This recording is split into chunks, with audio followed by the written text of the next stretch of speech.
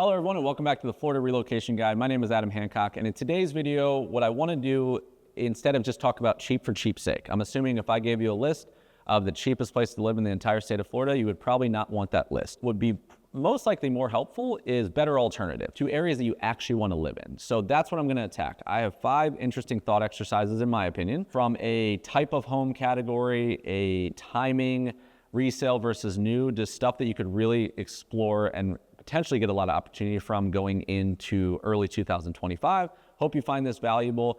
Of course, at any time, I don't say this enough, but if I can help you in any way, I own a full-scale real estate brokerage. We have a really special team. All my contact information is right here. It could be 10 years from now. It could be a month from now. We are ready to rock whenever you are. And without further ado, let's hop in. All right, bullet point number 1 for today, I'm gonna call taking a second look, new construction communities. So basically when any of these builders, like these mid-level builders that are not full custom, not full like D.R. Horton Lennar, they're similar, but let's take a look at like the Neal communities, Taylor Morrison, Toll Brothers, Mattamy, etc. They go to build a community. Let's say for this example, 850 to 1,500 homes, something like that. That's gonna take a good 5 to 8+ years to fully mature that thing and build it out. And they're gonna phase it. They're gonna phase up basically and build up to finishing the community, no pun intended, as they go, just to kind of balance the whole thing. They gotta balance the liquidity of the builder. They have to balance the timing of selling to different people. They have to guess, you know, you'll see a lot of like the best lots saved for the last, depending on the builder, but they have to kind of guess, and they sell like all the different types of homes, all the different lots, but they're not just kind of like building one area and moving on necessarily. They're trying to time the whole community based on their experience.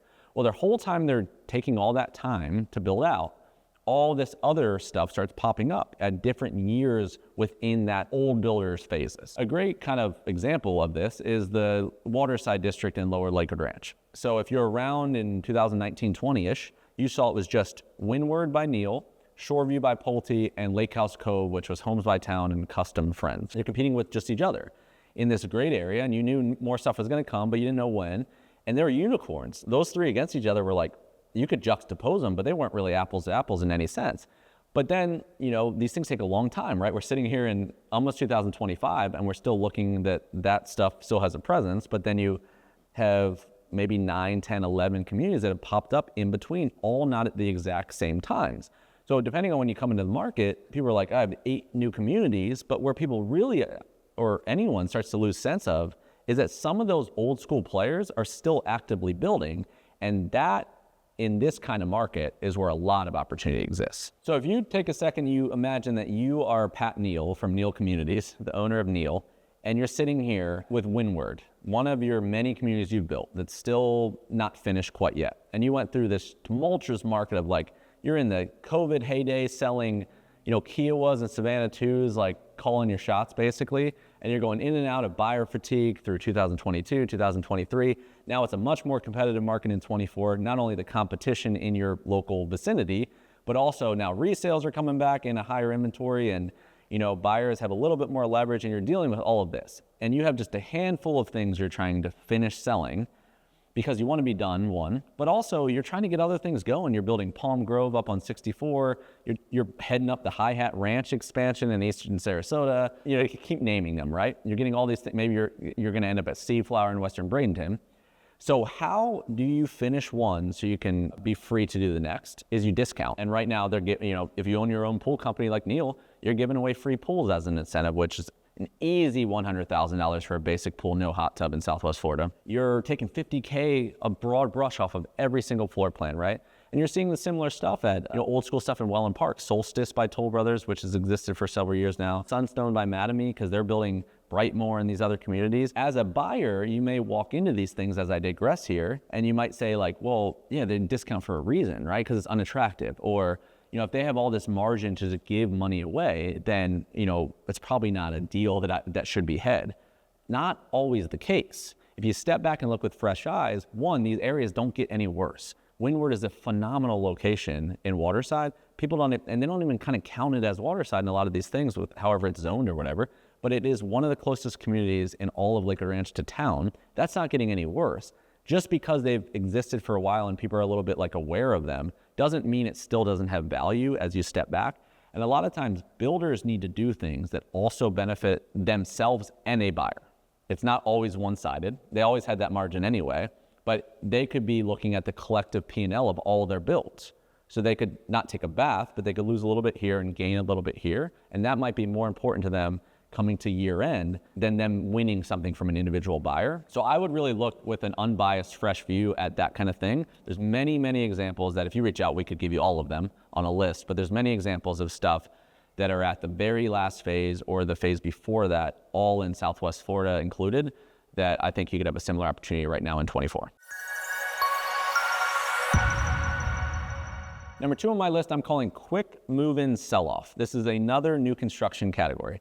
So all those communities we just talked about, piggybacking on that, when these guys build out these things beyond the model home row that they let you walk to see as examples, they try to sell a good portion, if not the heavy majority of a portion, to us as the public, right? They want you to come in, pick your lot, pick the model you want on it within reason, add your structural and design upgrades. What most people do in a perfect market, it takes 7-10 months to build that whole house. Well, while they're doing that, at the same time, they're also building a portion of the homes themselves. They're picking them and getting them ready, bringing them through permit. They're getting all the options. When you come in to buy it, it has a price, and then they basically just tell you what they included. They're just doing it instead of you. And there are perks to that, because if you come in to build a house beyond the little bit of minutia of picking everything yourself, down to even the grout lines, which sounds fun, but they give you about 4 hours to do it. They don't let you go on Property Brothers, so it's a little stressful.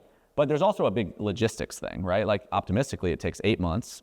COVID, it took like 18 months to build a Taylor Morrison house. But you go to buy one of these homes, maybe you can get in on January and you're looking November, or you get in February because they've already done the dirty work and they have it ready for you, right? So there's logistical advantages there, and they also do them well, right? Who has more examples to build a home you might want than the builder? Because they saw everybody else what they did. So they don't make it weird. Nothing super custom. They do white countertops, beautiful backsplashes, gourmet kitchens, LVP floor, engineer hardware. They do all of that kind of stuff. So it's a compelling thing, the quick move-in category as a whole. So they're doing that. But if you think about, from my context here of why you should care, if you think about what I said on the last point. So if you've ever built a home and dealt with this example, or had a friend at least do it, where they say, okay, I'm gonna build a house and it's gonna be ready around this timeline. Most of the time, it's not ready exactly right. It's later. No harm, no foul to the builder, right? They're not giving you money because they didn't finish it on time, because that's just that contract's just kind of a one-sided, if it happens, it happens, right? But we have 2 years to do whatever we want, more or less. Well, have you ever been a part of one that finished early? Not a lot of people have, but if they finish that home early, they, for the most part, they charge that buyer every single day they're not ready to close once the builder is done with the house. So again, one-sided there. But think about the flip of this. Think about if a builder builds 10, 15 different quick move-in inventory homes, and they're completely ready to rock and they haven't sold them yet. Every single day that exists, they want to shed those things. They will want to get rid of those. They're trying to show quarter end, their fiscal year end, whenever that may be. The sales reps are heavily pressured and incentivized to do so. They're trying to pay realtors more money. There's all this money floating around because they know exactly how much they're going to make there. They want to show that on their book, and they also know how much they could give you because they already have their margin fully vetted out. There's no anomalies. There's no wondering what the materials are going to cost, any of that. They're completely done. So right now in this kind of market we're sitting in with we're 50, 60, 70% month over month inventory spikes in resale homes in active listings in Southwest Florida in the last 2-3 years. So right now, as we sit here at the end of 2024 especially, this is one of the biggest opportunities I've seen, because they're competing with other builders doing the same crap they're doing. They're seeing stuff not sell near as fast as they thought it was going to. And then no one expected resale to start competing with new construction again. So both ways, where every month over month inventory of active listings is 50 to 100% higher in 22 versus 24, 24 being the higher. And then 50% almost every single month the entire year is over 50% month over month active inventory sitting in 23 versus 24, which we just haven't seen in a long period of time, which just means abundance, which lets a buyer come in, even if it's not completely true, it lets a buyer come in and feel like they have options, and everybody's panicking because of that. So what I would say is waiting just to wait because you're like, this is always gonna exist, I don't like as much as I like looking at the actual financials of these and say, every builder is not trying to take me for a ride necessarily, but they could be trying to do things that benefit them that will also benefit me more if I grab one of these things and get rid of them off their plate. So anyway, that's what I want to say about quick move-ins. Let's go to point number 3. All right, bullet point number 3, I'm gonna call hurry up and wait. And this is a catch-all category for an in-betweener of a little bit now, a little bit later, less burdened by the entire idea of buying a house and or building a house. This is both goes for resale and new. So first thing is upgrades and things that you can do later that you don't need to necessarily do now. If your budget doesn't work for it, if your liquidity doesn't work for it, or you just don't want to deal with the stress of uncertainty, and you're like, I got the money, but I don't know what's going to happen the next 6 months, and I might want to do this later. This goes, again, building or a resale home. So adding that pool after the fact, it's not near as, it's not super fun all the time, but it's not as crazy it was in 2020. They're not taking as long. They're not a hole in your backyard for 2 years. There's not a restriction on gunite or aluminum and all that kind of stuff. So one recommendation. Aesthetic upgrades, quartz countertops instead of granite later. There's some structural elements here, but LVP flooring potentially later. Things you can do to the house in general. And that the same goes for resale upgrades. If you're buying a house, a resale house, it was built in 95, built in 2005, those weird periods. HVAC units need to be replaced. Roof needs to be replaced. It's a boxy home because a lot of homes they built pre-2010 had like a formal living room and another living room, like a way a lot of people don't like to live now, boxy walls, that kind of thing. You can do that later, but a seller knowing that you're going in with those kind of limitations might discount the house and you actually get the premium of the house is less and things that matter more. All that can happen later. So food for thought there. Second one is amenities. If you are someone that, like myself, that if I had my own pool, I don't know if I'm ever going to go to the amenity center. I don't know if I'm ever going to go to the community pool or any of that kind of thing. Can you or should you go in a community that HOA fees are less? Maybe CDD doesn't exist for whatever arrangement they have on the land. If you're never going to use all those amenities beyond the lawn and the aesthetics of the community and the gate and things you can't avoid, then maybe pay $150 a month or $200 a month for amenities, not $450, where their amenities are at a premium because they're bolstering that up if it's not relevant to you at all. Third, as I digress here, would be home type. I mentioned in a few videos ago that condominiums are kind of, it's not a lost art, but a benefit of buying a condominium in a building is becoming a little rough in Southwest Florida. We saw the thing that happened in Seaside down in South Florida area, and all the assessments and the reserves and all the requirements on buildings that were built like pre a certain date, which are most of them. And then you have luxury condominiums and there's fees and all of it. You overpay to get in a good location. Well, a lot of people I see are going to villas, they're going to townhomes in the suburbs, where they live a lot like a single family. They're in amazing communities. So, I think that's one option of that kind of switch. We're seeing condominium sales go down 50 to 100% year over year. It's, insane there. It makes a lot of sense if you look at the P&L of condominium versus other home type. But even if you're like, okay, I'm not 100% certain, my timeline's not 100% defined, I'm building a house, I'm looking at renting in between, I want to get out of New Jersey or Canada, and I'm also building a house.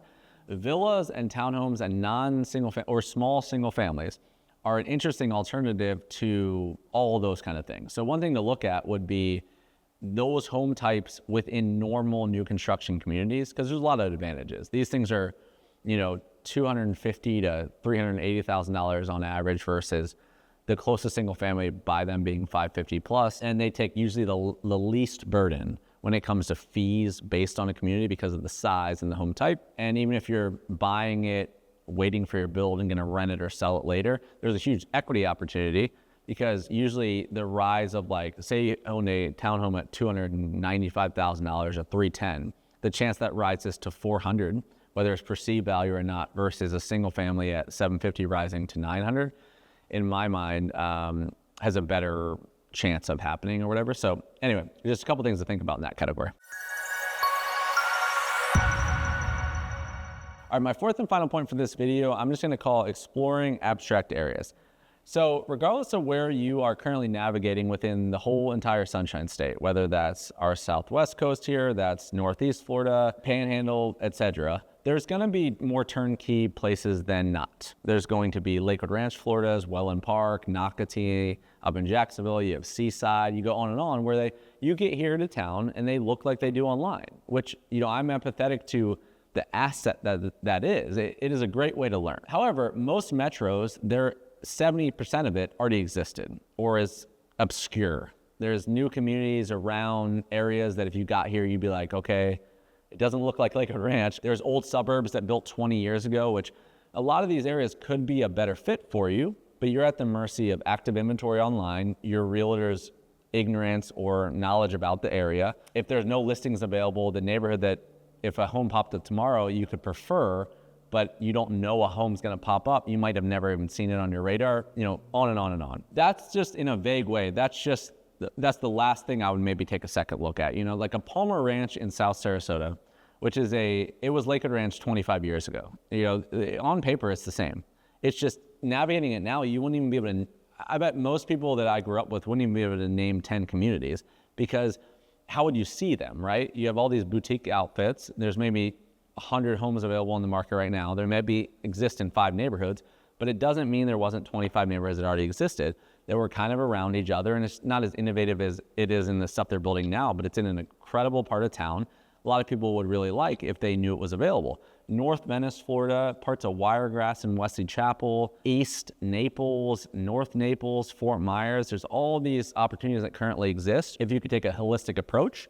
So I'm not going to get crazy about this point, but I did want to mention juxtaposing the brand new master plan against the resale, especially, or obscure new construction in areas that aren't as easy for people to see. Anywhere where there's like a Welland Park in South Venice that exists today, where people could go and take a tour and all these kind of things, anywhere that exists where a buyer's like, yeah, definitely, there's gonna be competition. Anywhere that there is an old opportunity that people don't know as much about, or there's a new opportunity that there's not a complete infrastructure for people to explore when they're out of state, there's going to be a huge equity and price advantage. So that's my final point. If you give us just a minute, we will wrap up with an outro. All right, my friends, that is a wrap for today's edition of the Florida Relocation Guide. I really hope you did enjoy it. If you did, please consider subscribing to the channel, hitting the bell notification if you've not already done so. Every Sunday, Wednesday, 4 p.m. Central, 5 p.m. Eastern is when we will release content. We have a lot of great stuff planned for the balance of this year and all through next year. So please consider doing that. Again, like I mentioned in the intro, if I can help you in any way, buy, sell, and or invest all of Florida. We know a weird amount about the entire geography, for good or bad, but especially Southwest Florida, Sarasota, Manatee, Tampa Bay Greater, Naples, Fort Myers Greater. Like I said, an abundant amount of volume in like particular areas, which just leads into a opportunity for a buyer, in my opinion. If we sell more new construction than anyone in probably the country, but definitely the state of Florida, then it's the likelihood of us finding out things early, us getting incentives, us having deeper relationships, that obviously the whole point is to relay that to you, is very, very high, not being facetious at all in my opinion. And feel free to call to ask those questions, to find those things out. We have a really, really unique team. Beyond those kind of low-hanging fruit items, we have free relocation guides. Description box below is the direct links to that. We have a newsletter that will come out as this recording. It'll be good timing. The last day of every month, we just revamped it, which is it's a smattering platter of bite-sized information. If you're just curious about anything at all to do with real estate, the videos themselves, please consider reaching out. But thank you guys beyond all of that for watching any of my content. We'll see you on the next one.